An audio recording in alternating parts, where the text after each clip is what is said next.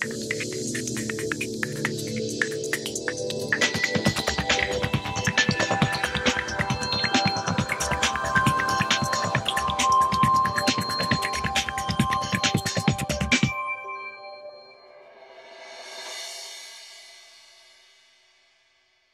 session actually is meant to be a companion to the pre-lunch sessions. This is our postprandial session regarding trials, comprehensive nutrition trials. It's entitled the International Lifestyle Portfolio Trial Planning Discussion, and it's a topic very near and dear to our heart because this is something that's occupied a lot of our time over the last couple of years, the fundraising part anyway. I think we've got a pretty good idea and we've designed a pretty good concept in terms of a trial. But we wanted to get feedback. So with the discussion we had this morning, we wanted to continue this here with David will present, David Jenkins, who needs no introduction, our rationale and design for this trial, and then we hope to have a very productive discussion that builds on what we had this morning. So without any further ado, David, please, the podium is yours. I'm glad that we've got the congregation that I've got, because for some time we thought, we've been thinking for probably about 10 years or so, that we ought to get into the large-scale clinical trial business. But I don't have to say, and fortunately we've got Ed here and we've got Mike Farkouh here, who can both attest to the sort of cost and the sort of problems of raising money to get one of these sorts of trials going. But we felt we'd had all the ideas, we'd put together all the pieces that you need to put into a high-impact dietary trial over the years, and yet we'd never done anything but small, trivial trials that tend to get brushed under the mat. And we really needed to do a large trial, a large outcome trial, because those really are where the impact comes with anything that one's doing. So I think I'm sorry I haven't done what I should have done. I've just got a load of conflicts of interest that you can read through. This is my life's history of conflicts of interest. I haven't shortened them to the last 5 years or what's relevant. But they're all various companies that I've worked with and people who've helped us along the way and I've consulted for. And that's really where we get to. How do I mitigate this? Well, by just speaking to you, hopefully you'll be able to see through me as being transparent. And if you can't, please come up and tell me why. So our aim is really to maximize CVD risk reduction by lifestyle change. I think that's been the goal. Whoops, I'm going back.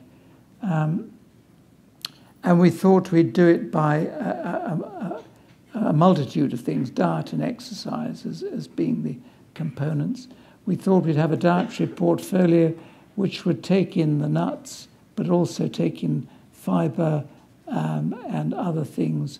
We'd have the monounsaturated fat, the olive or canola oils, and we'd have low glycemic index foods, which interestingly, a low glycemic index, low glycemic load diet was part of the Predimed study too.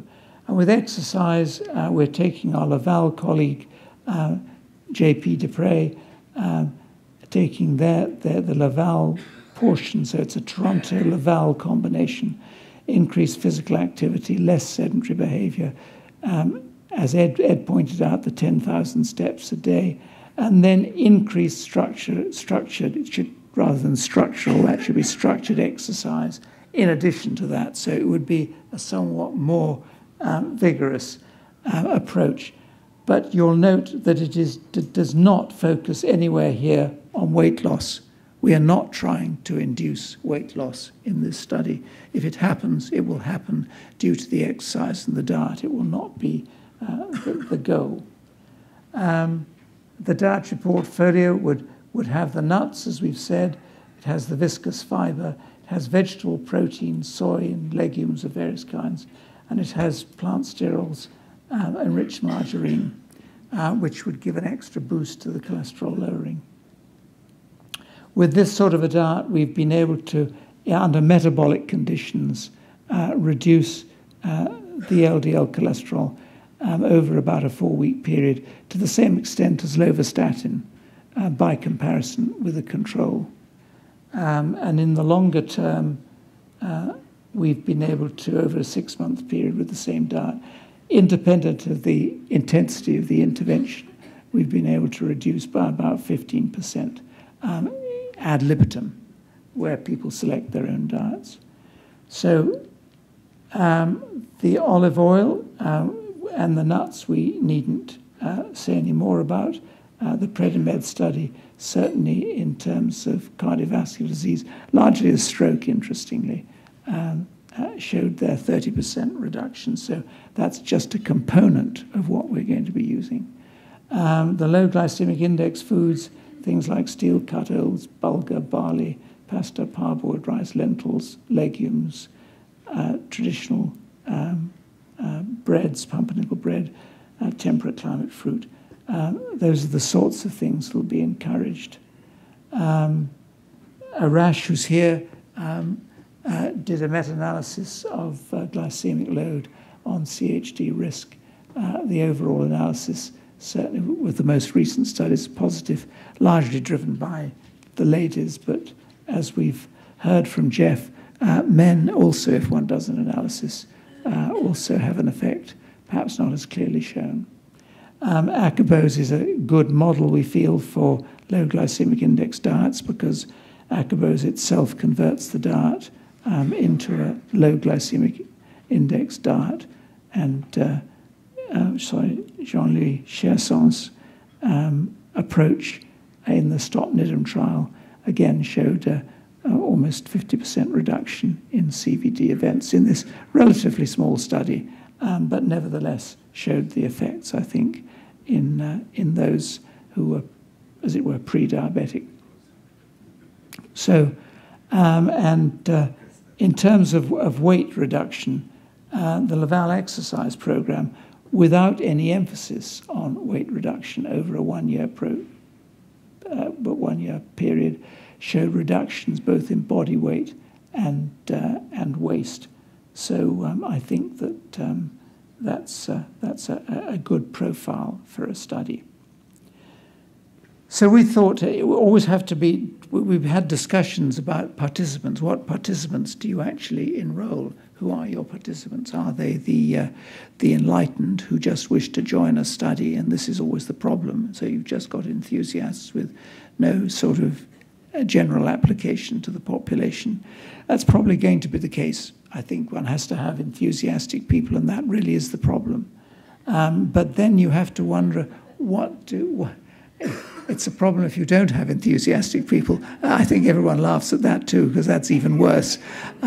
You don't have anyone going to the end of the study. So we have to have enthusiastic people, unfortunately, and the majority of people who come in look at you in the clinic and ask whether they have to do anything or whether you can give them a pill that will help to take everything away. So the enthusiasm is not necessarily there, but so we can say we're going to cater for a small portion of the population. But nevertheless, you then have to, and I think with Mike Farkouh we've been discussing in quite some detail, who should our participants actually be? And there's the debate of should you take people at the low risk range, which I think we've got good evidence that would be nice, and I think Ed made a very good point there.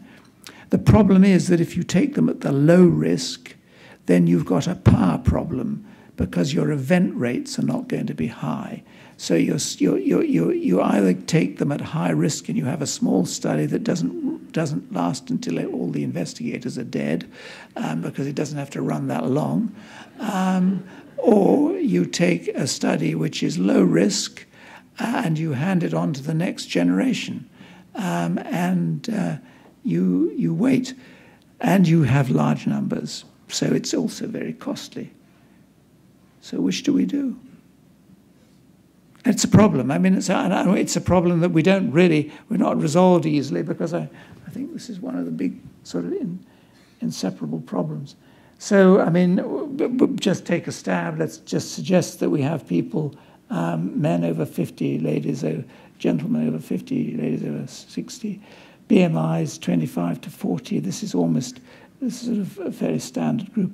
And then basically at least one of the following, either people with type 2 diabetes and 3 other risk factors, or non-people who are post-MI, not post-CABG, because I think we'd be warned about that. They can have a stent, but not a CABG, because I think that Mike's shown that very nicely in his studies, that that would be a group who are fairly low risk. And those with a framing risk score over 20, and those who are statin intolerant and not willing to take statins. There's an increasing number of people who turn up in the clinics who don't wish to take statins, get severe muscle pains, these sort of things. So those may be part of the group. So, I mean, there are some ideas for discussion. I don't really want to go into that in too much detail, because I want to just go quickly through what the protocol would be. We have a Vanguard study already funded for a couple of hundred volunteers. Basically, we've got our selection. We've got probably a period of recruitment. We have a run-in period, which is a 3-month period of a recruitment period here. But a run-in period we thought was important in this study, just to take out those who are not going to be that enthusiastic. I think one has to do that. And then we've shown 3 years, the sort of measurements that we're making. Probably 4 times a year during the first, probably throughout, we'll be doing 4 times a year, would be the sort of clinic visit times, which would also be education times and inspirational times, if you like, with exercise, treadmill exercise testing at the end of each year. This would go on for the entire period of the study. We've just shown the first 3 years here. Basically, looking at the dietary portfolio plus exercise versus basically the standard of care, which I think in general terms would be classed as a DASH-type diet, would be the sort of standard of care that we would be thinking of. These are some of the characteristics we've assumed, and this is, I think, we've assumed a 2% event rate. And it looks as if that could be down as low as 1% even, if we're to look at how things are going. And I think that's, many years ago, that was the concern that Herzl had, that to get a 2% event rate in your control group is pretty tough nowadays. So that's probably an overestimation. So basically, our power would be 90, hazard ratio of 0.8. Recruitment, we thought, over 2 years. The treatment period, 9 years. The duration of the study would be 12 years, so not terribly different. And the anticipated, the event rate would be 860 for about 6,000 again, which seems to be the sort of magic minimum number. It is a minimum number that one can use. Again, I think these things are fluid, and I'm not quite sure that we're sure about the duration in this situation. I think what we felt, and I think John feels very strongly about this too, is that we need to encourage people by giving them foods of various kinds. In other words, it's not just good enough to see them and talk to them and be nice to them. You have to actually induce them. So we certainly have to provide them with foods. We have to provide them with oils, nuts, peanuts. I think we're in, Cyril has fixed us with peanuts. I think not a nut, but a legume. So it covers both sides. It's a bean that tastes like a nut. So it's a sort of, it does both things. And And we would probably make sure that we had a bread baked on both sides. So we would have an oat bran high fibre, sort of psyllium oat fibre bread versus a whole wheat bread. And that would be given to both sides. We'd have to give some things to both sides, and perhaps we'd have some low-fat dairy for the control side. And then the usual paraphernalia, if we can get Nike to give us running shoes or whatever, and these sorts of things, I think, and sweatshirts for the control, together with obviously pedometers or accelerometers for the test group, and not for the control. I think those would be both the toys and the things that would encourage them, hopefully, to do the sort of things we want. So those are ideas we've yet to actually. Our outcomes would be major cardiovascular events. Basically, the primary outcome would be fatal and non-fatal cardiovascular events, myocardial infarction, stroke, cardiovascular death, sudden death, and events. That's the main thing, and a raft of secondary and tertiary outcomes.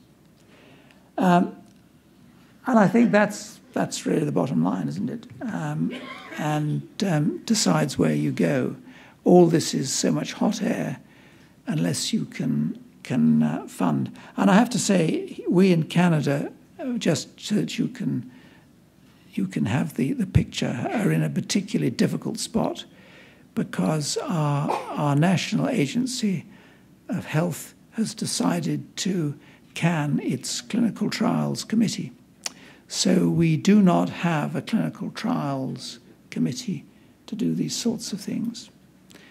And I think that's bad news. In fact, we have a complete revision of our approach for getting funds and to get what we call a foundation grant. Now, you have probably 3 particular hurdles to go through: a step 1, a step 2, and a budget step. And it takes a year just to submit your grants, and then another 2 years. So we're in the doldrums, I think, in terms of where we budget. And it is with that bottom line that I want to leave you. I don't know what the look ahead, probably I can be given what the look ahead was, but there are some who say that it was 250, and going. So with that, I didn't want to take too much time because we need help, and we need ideas. But and we'll certainly be coming to you all for collaboration, as you know. We've probably approached many of you already. But this is our problem. Thank you.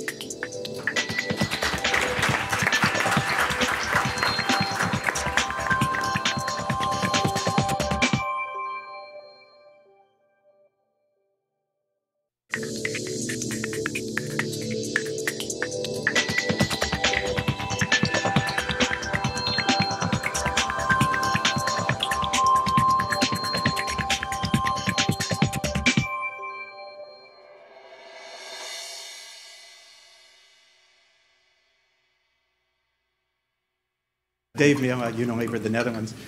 At the end of the last session, there were a couple of good questions asked.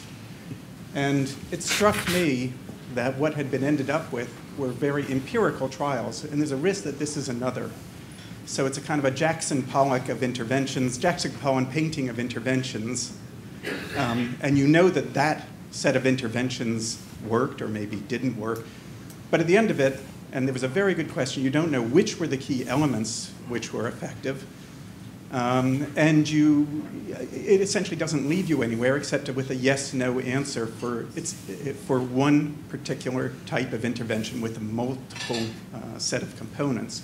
You also don't know what the elasticity is. You don't know, in the end of the day, can you define even a diet that fit that? And that was the question about what is a Mediterranean diet, for example. So you don't know when you're in that diet zone or when you're out of that diet zone, because those things aren't really well defined. So it ends up being a very empirical approach that the thing worked or the thing didn't. The second element, well, there's a few other problems with it, but I guess that's one of the first questions is, what do we get out of this? Do we get anything which is generalizable? Actually, the second point is, and it was sort of the elephant in the room, but it was apparent in all the data that were presented before, it's apparent in most large dietary intervention trials, that we have a problem in defining differences between efficacy and effectiveness.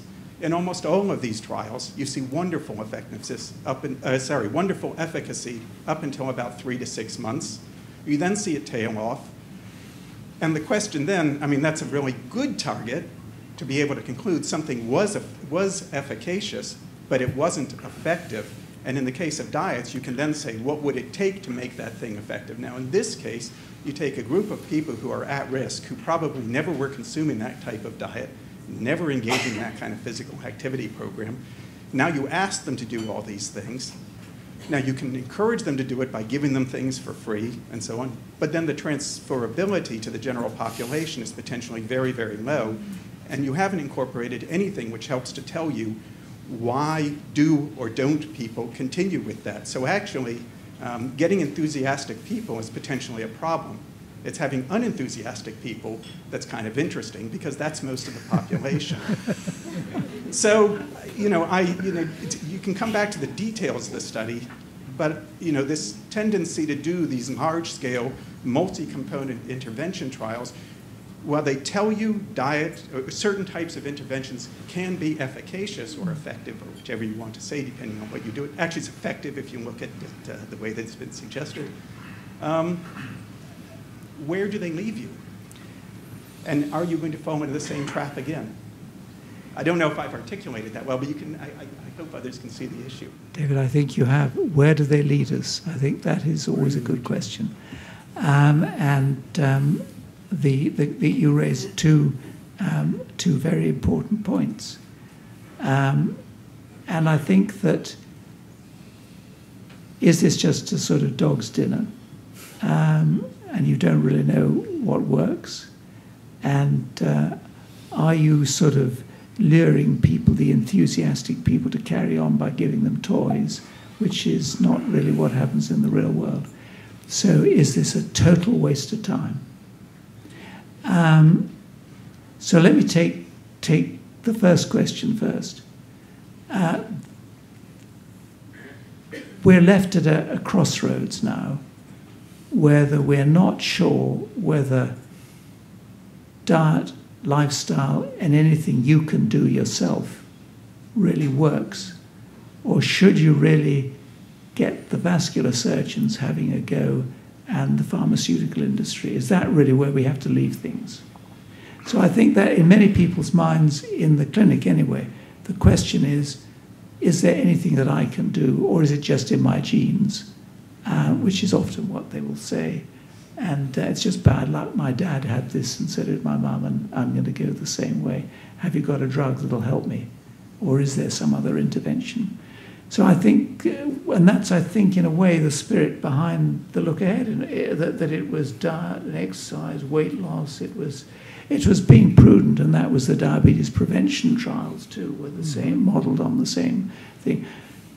What are we doing anything different here? Yes, we are. I spent a lot of my life, as Vlad knows too well, working on fibre. So we put it in the diet. We know that it does things to things like LDL cholesterol. It may do things to blood pressure. So we're taking things that we know. We're taking things we've worked for years on. Soy did the same thing. We've worked for a long time on glycemic index and seen that it's had things. These are, as Herzl would say, these are just risk factors. It's true. But I mean, these are risk factors that we think have a credible association with disease outcomes. So what we've done is we've put all the things together that we've looked at as individual components, and we've put them together to say, can you make a really impressive package that hits this thing hard? I mean, look, if nuts and olive oil can make a 30% difference to cardiovascular risk, cardiovascular mortality, or stroke, and those are two things, what happens if we put a portfolio of things together? That's what we're saying. So, yes, it is a dog's dinner, but we think it's a particularly healthy dog's dinner. And we think it's a specifically healthy dog's dinner. And I guess my point is, well, I finished, my point was not to say not to do it, but unless you pre-plan into it the ability to look back and say exactly that question that was asked, which are the important elements, or what is their contribution to variance?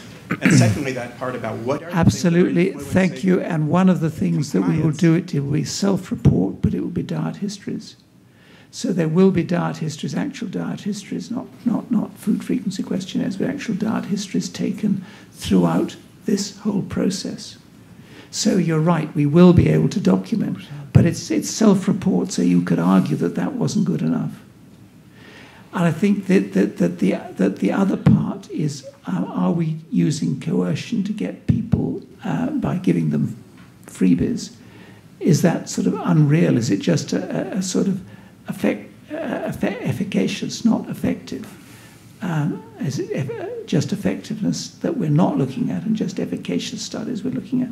That is true, and there is an element of that there, and I will agree to that. But I mean, to be perfectly honest, the standards set by drug trials, which I think John certainly has made me very well aware of, is that we have to get about, if we can, 90% retention. Otherwise, people start looking, from the drug point of view, they start looking askance at what the data actually mean, because you're actually, even of those that you've got, they're even a more pre-selected group. So there's also concern there. I would just add to that, David. I mean, the point is, too, in drug trials, we provide drugs to the patients. They get something. Dietary advice is hard, and we're not providing them anything. So in this case, I think the provision of food or the provision of exercise equipment is to incentivize them in the same way that we provide drugs. I mean, that's why patients are coming getting free drugs, potentially experimental therapy that will show them benefit. And so we're providing the same sort of incentive, if you like. And I mean, I give out free drugs in the clinic, or I have the ability to. Why can't I give out kilograms of nuts and your plant sterile margarine and extra virgin olive oil and put those in their hands, and then hopefully equip them so that they can then, once they leave that study, go and maybe take some of the behavioral change home. And I think I don't have a problem with it. It's just an absolute critical choice. And I think from the data that we're seeing on those other studies, my guess is people continued to show up to the clinic, but weren't actually engaging into the intervention anymore. And that, again, in most dietary interventions, big effects 3 to 6 months, effects trail off after that, and that is a loss of compliance.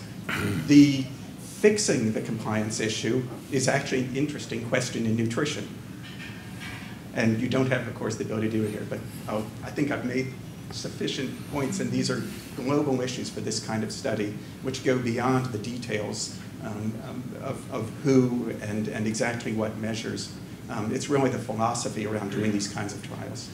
That's the question. Yeah, and I think that's true, but I think don't say that everything falls off, because if you look at the Predimed study, their fall off was actually really not that great. Ed, David, can I make a point about the clinical trials? I think to summarize it, if we look at, it's the tension of the power in the study to detect a difference in the event rate. As David says, many of us may not be here by the time the study reports. Or the issue is it the tension that we have co-interventions? As Dr. Horton pointed out, in these control groups who have diabetes, they're treated very aggressively as usual care.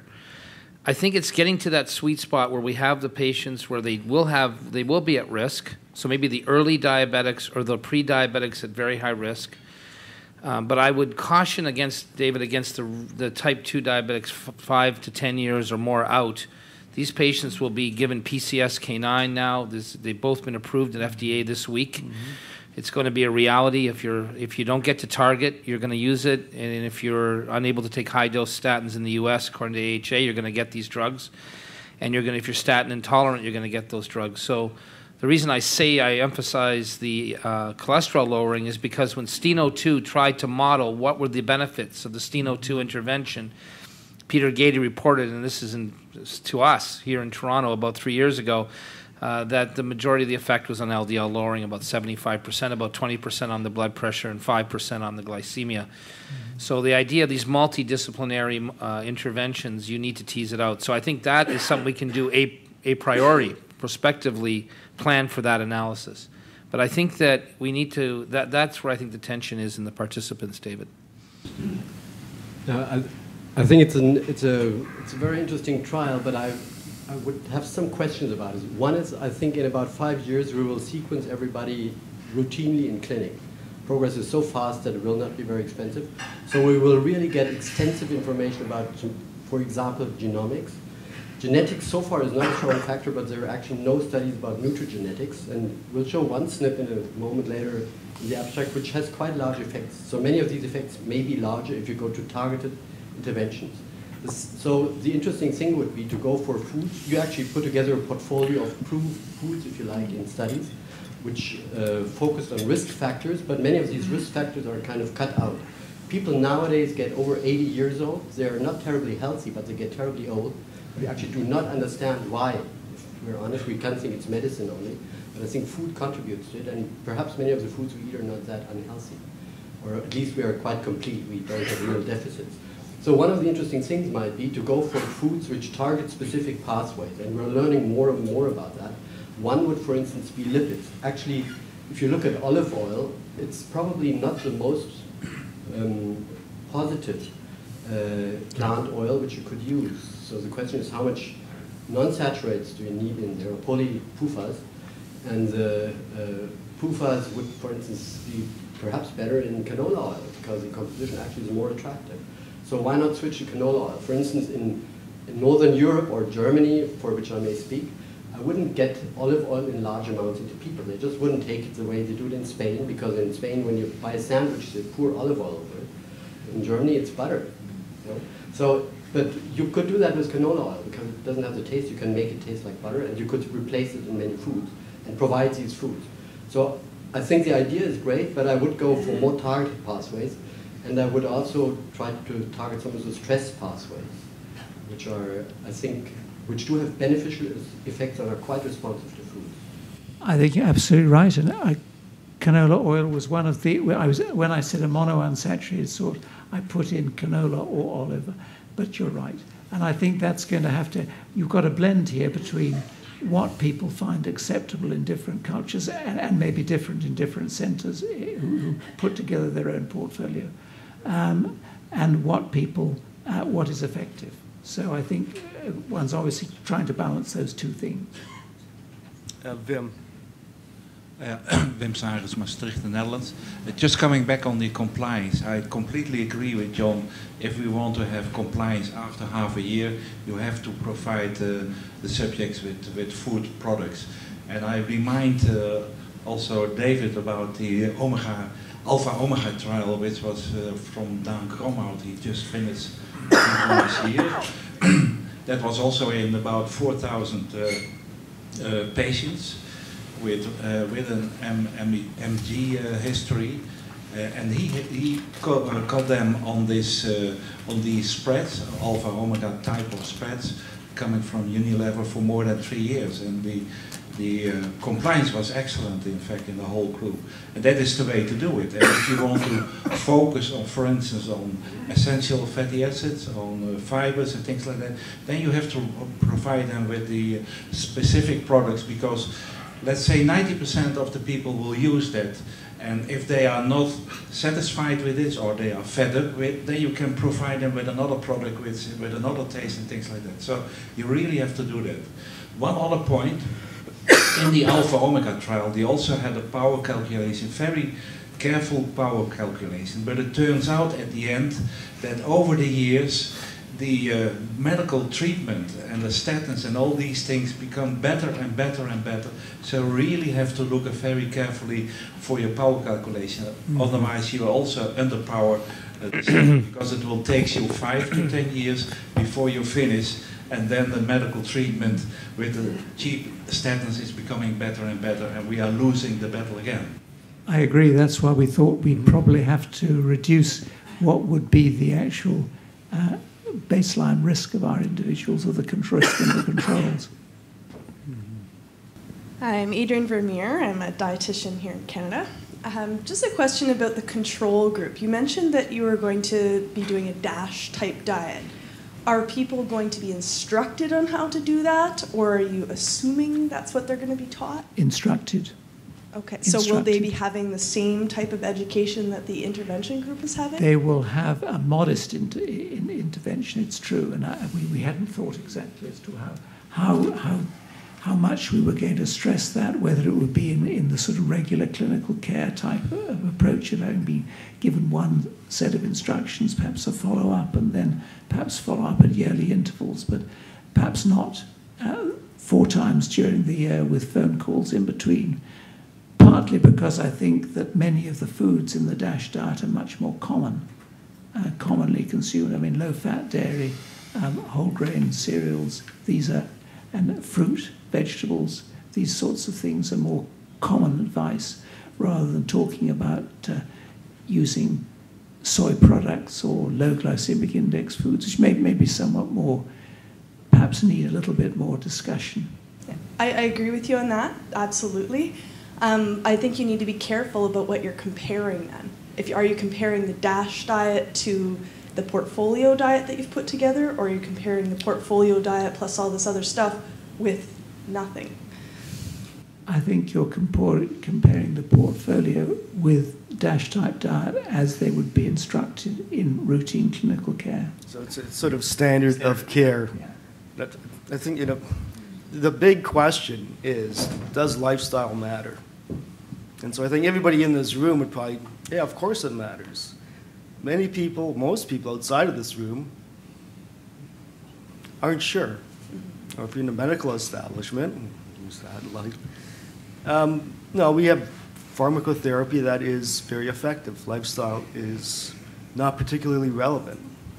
So all of us may have our own choices, pet nutrients or dietary patterns to follow that we like. What we're trying to do is sort of take the ones that the FDA has agreed upon to lower cardiovascular disease risk. GI, we've seen to be very effective as well. Activity, we think, is extremely important. We saw that in day 1 of this conference. So let's put it all together and actually see if lifestyle is relevant. I just think if you're comparing it to the DASH diet, you're going to have compliance issues with that too if you're not giving them enough education. Well, it's going to be standard of care. They will receive some education, probably better than what they would receive with typical standard of care. Yes. I think you're right. I think what you're wanting, though, is you'd like to see a comparison between DASH and portfolio. Yeah, and you're right, and that would be good. But then the portfolio also, we're increasing it with monounsaturated fat sources, as we've said. They may be canola, they may have some ALA with it, so that may be part of the benefit. We're also increasing exercise. So again, it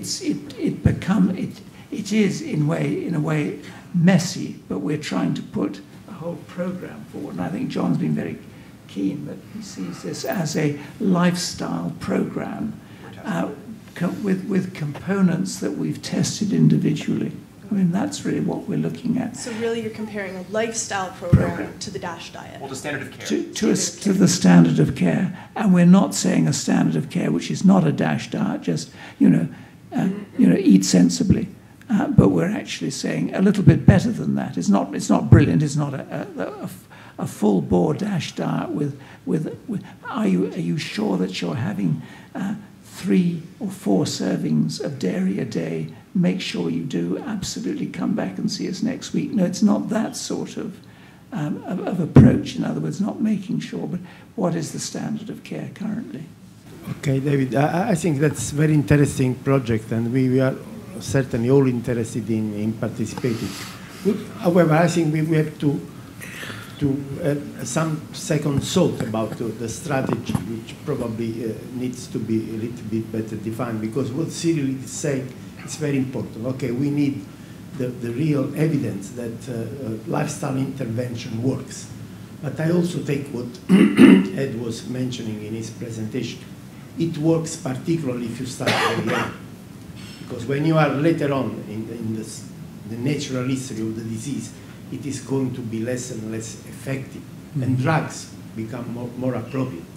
Now, I would be afraid to have to battle against statins with lifestyle, because that's certainly an unfair battle.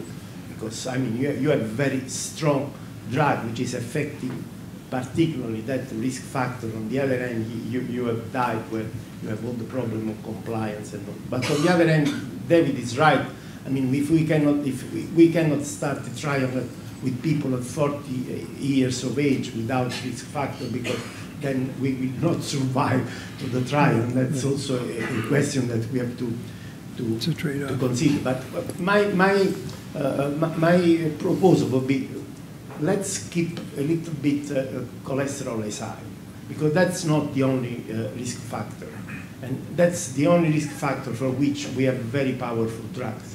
And if we give too much emphasis to LDL cholesterol, the risk is that we run with the same problem that the look ahead has had to face, that the control group is going to utilize more statins than the intervention group, and that is going to make everything even, because if the control group is getting more drugs, then you cannot see any difference. And on the other hand, you cannot stop people to taking drugs. So I would give more emphasis to the other risk factors which are associated with metabolic syndrome, particularly with postprandial triglyceride, blood glucose levels, HDL. And we know that for all these risk factors, glycemic index can be the clue, because we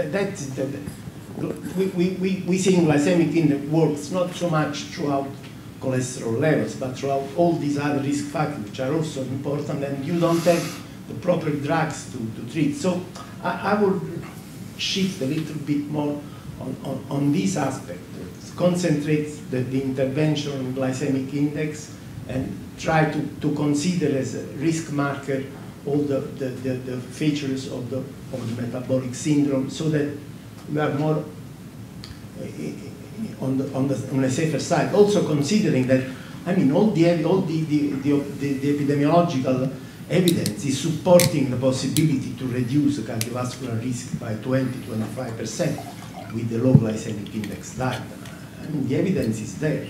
We should be perhaps more brave and say, okay, start from that hypothesis. We all believe in that glycemic index is important. It will include also nuts, it will include fruit and vegetables, but it will be the unifying hypothesis of the intervention. We want to compare a high glycemic index diet with a low glycemic index diet in people with increased cardiometabolic risk. And we concentrate on this and work hard, because I'm confident that will give a good result. I think I like the points you're making, but I would also say that many of the things that slow absorption, that cause a low glycemia, which may affect postprandial events, are also those things that wash cholesterol out of the terminal ileum. And they were sometimes the reasons why we first got hold of this particular idea in the beginning, because we were looking for slow release things and slowly absorbed materials that increased the unstirred water layer in the terminal ileum, reduced bile acid absorption in the terminal ileum, got them lost to the kernel. In the days when most people couldn't remember, we used things like cholestyramine.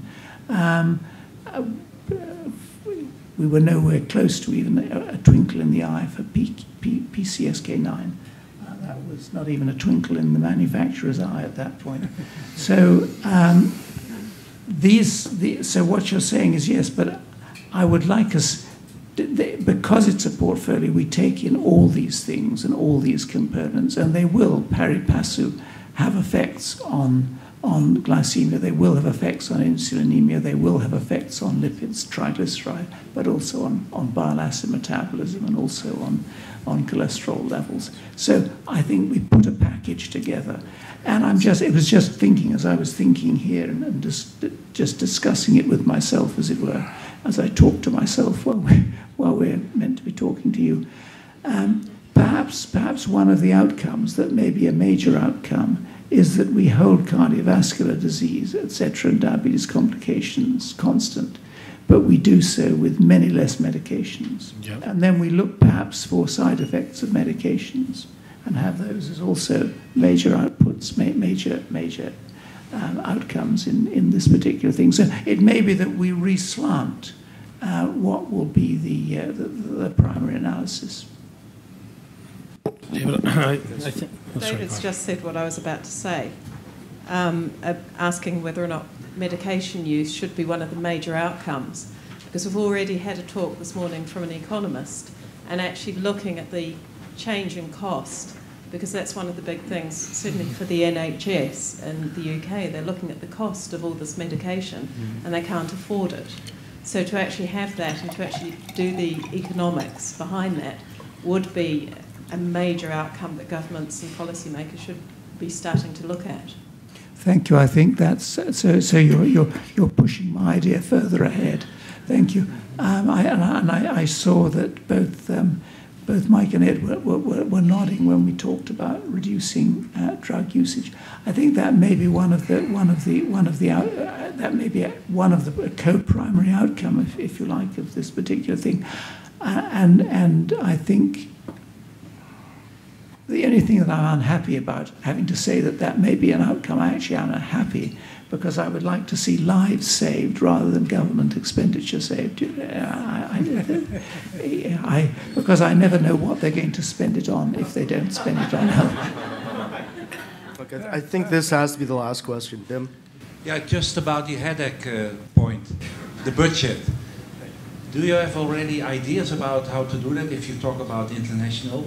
I know in Europe we have the Horizon 2020. The program for 2016 and 17 is more or less now defined. So you should think about, if we want to do it in a European perspective, about 2018.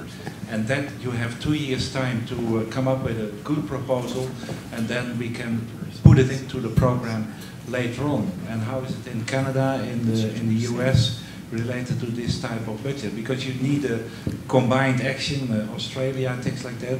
We did it, we tried to do it also with the Diogenes trial, to have EU and NIH in the US. And we failed at the end of the day because in the US, you have the obligation that all minorities are also in the trial, and that makes it a hell of a job to make it possible at the end of the day. So we stopped with it. So there are a lot of issues related to the international part of it. Wim, thank you. We'll probably bring you back into that discussion, but that is exactly the debate that we've been having amongst ourselves. John? I was just going to say Ursula has actually submitted something to help us in that regard for Horizon 2020 for the next round. But yeah, I think that part of what we would hope to do is eventually put the protocol in the hands of our colleague friends here that want to be part of this, so that they can then use that to go to the agencies in your respective jurisdictions and try to get some money. Yeah. Mike, did you have something you want? Well, I think the issue is that as we go forward, we want to limit the co-intervention. And so the sweet spot, I think, are the patients who are at risk for diabetes and at risk for cardiovascular disease that are not on a statin, that are not. And this is, if you look at the pyramid of society, these are patients who are all over the place. And I'm worried that if we focus too much on the diabetic patient who's well controlled, who's on every medication, and at the end of the day, as we saw in Look Ahead, but also in our trials in Freedom and these big trials, by the way, one of the only trials that's been positive in the last 10 years, showing bypass is effective versus stenting, but we saw that these patients don't respond. For example, we're just about to report now, and I'll say it for the first time publicly, if your LDL falls in an advanced coronary patient, the target for LDL is not less than 1.8, it's actually less than 2.5. It's the same benefit, because these people have advanced coronary disease, multiple lesions that are at risk, and it's vulnerability of those lesions, it's not the extent of disease. So the issue here is these patients may be so far gone, like the dialysis patients are a good example. They don't respond to statins anywhere nearly as well as patients without end-stage renal disease. So we have to find that sweet spot. And I would say where you limit co-intervention, but you still have the events. And the events can be diabetes, development of diabetes, or in case of diabetics only, cardiovascular events. We need to find that spot. I think it's there. The other thing that we have is a legacy effect of statins. So in West of Scotland study, patients randomized, middle-aged men, primary prevention to pravastatin versus placebo, clearly 30% reduction in events at 5 years. When they went on to follow those patients in the long term, that benefit continued to separate, even in the people who started statins. So it's the age you start. It's like a vaccination. And we believe now two things. One is that you enjoy a greater benefit of cardiovascular health if you start statins earlier, or LDL-lowering therapies, because now we know it's related to LDL after ezetimibe trials. It's not just statins. But on the other hand, we see that separation of the curves happening based on LDL, and the question now is, can we actually realize this as almost a vaccination effect? And I think that's where we need to go after. So the other aspect is that we're doing a primary statin study now in Canada in patients who are hypertensive and obese, South Asians, smokers, and family history. That's it. All you have to have is one of those four. And our estimated effect size is not 25%. In those patients, the effect size might be more than 60 to 70%. So I would caution against, there's a point in which relative risk reduction doesn't stay constant. And it may be with statins, we see that in younger folks. So we're studying that. So Mike, I was just looking, is there a statin in here? Well, that's the question. And the big one, of course, in this group is that do statins induce diabetes? And that's a question that comes up all the time.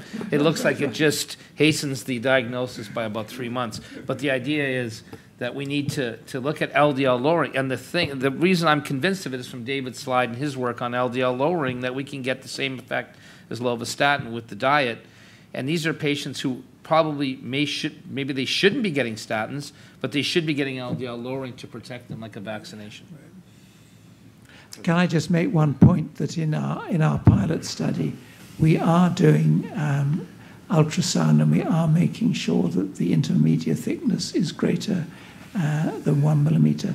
So we are making sure that there is some vascular damage in the folk we're looking at, and we will be looking with MRI, three-dimensional imaging of carotid, and also some imaging of coronary arteries to look for lesions, and we'll be monitoring those over the first 3 years in this group. So it's not just looking for a hard outcome, but also these particular softer outcomes, but where we think they're on the pathway.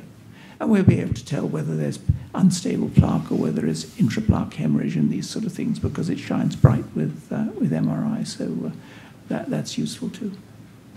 Okay, and unfortunately, we're going to have to end this session. I'd like to thank the panel, and I'd like to thank the audience for its attention and some excellent questions.